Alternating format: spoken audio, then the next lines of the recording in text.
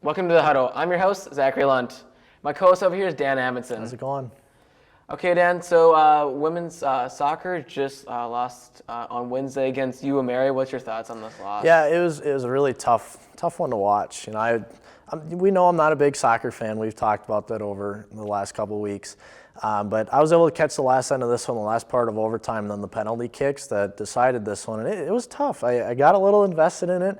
Got a little excited when they started scoring and when they'd make some saves. But it was tough to watch the emotion in the girls. It was fun to see the roller coaster of emotions, but it was tough to watch them lose in the end, especially having a season the way they did to lose this one right away in the playoffs, the NSIC playoffs.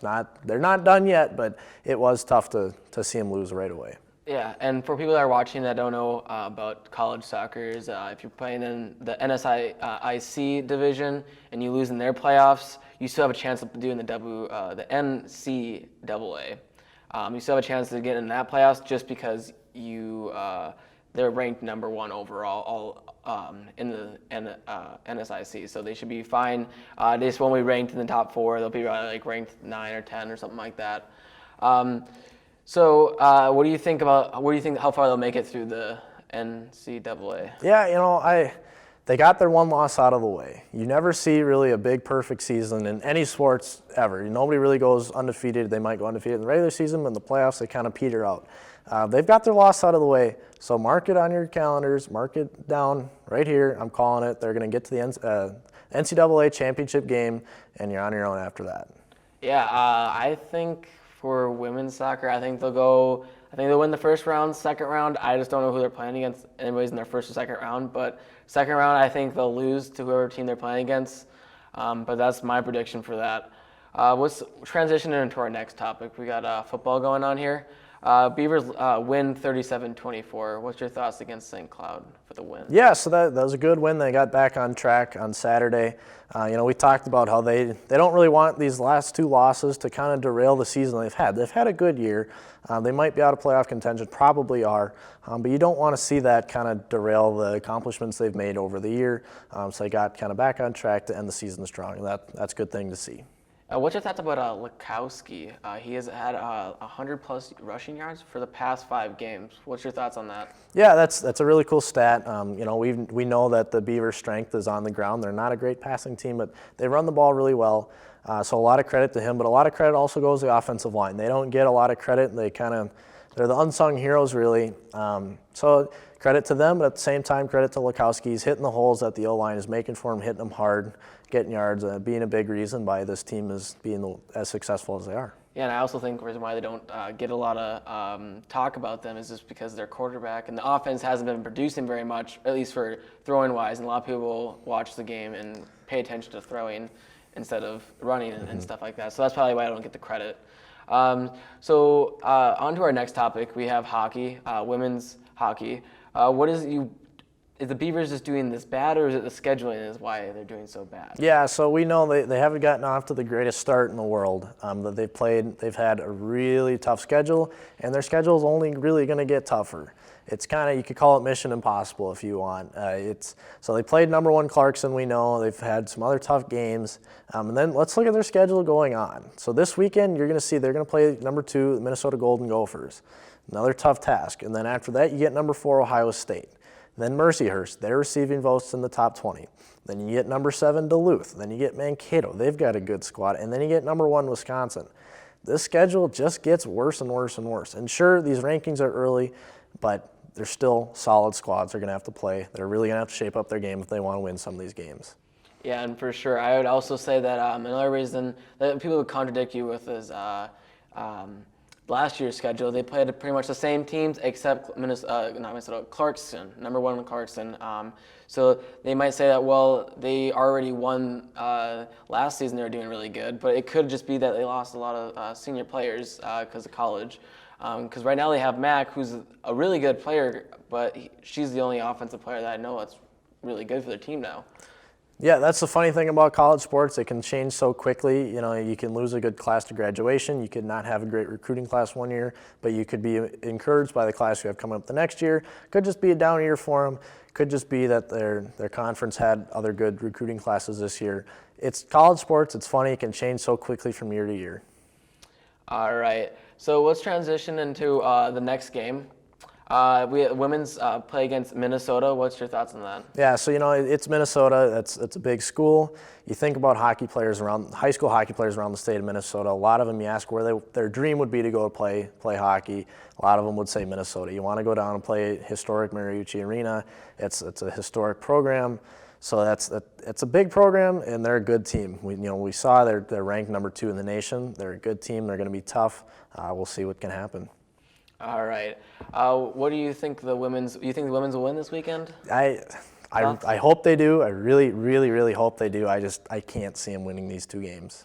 Yeah, if they do, I think it'll be a split. If they do, I don't think they'll win both. I think they more likely will lose both. But I don't want to be that negativity. I hope they split it.